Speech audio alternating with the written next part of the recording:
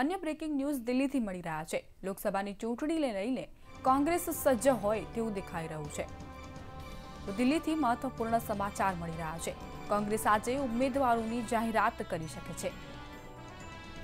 ગુજરાતના બાકી રહેલા ઉમેદવારોની કોંગ્રેસ આજે જાહેરાત કરી શકે છે તેવા પણ મહત્વપૂર્ણ સમાચાર મળી રહ્યા છે।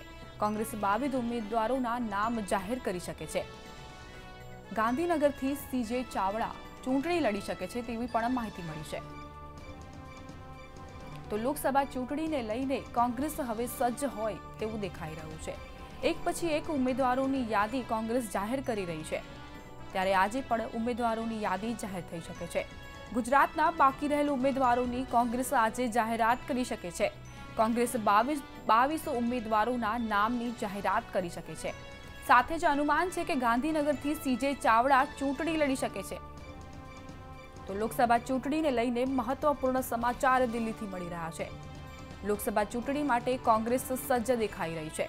કોંગ્રેસ આજે ઉમેદવારોની યાદી જાહેર કરી શકે છે।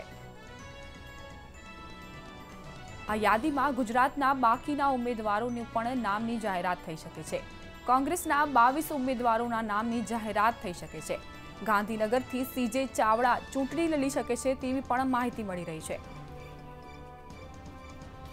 तो लोकसभा चूंटणी ने लईने हवे कांग्रेस सज्ज होय तेवुं देखाई रह्युं छे। एक पछी एक उम्मीदवारोनी यादी जाहेर कराई रही है, त्यारे हवे गुजरातना बाकी रहेल उम्मीदवारोनी नामोनी जाहेरात पण थई शके छे। कांग्रेस 22 उम्मीदवारोना नामोनी जाहेरात करी शके छे।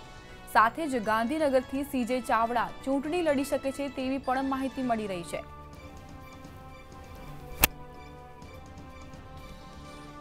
तो दिल्हीथी महत्वपूर्ण समाचार मળી રહ્યા છે। कांग्रेस આજે ઉમેદવારોની જાહેરાત કરી શકે છે।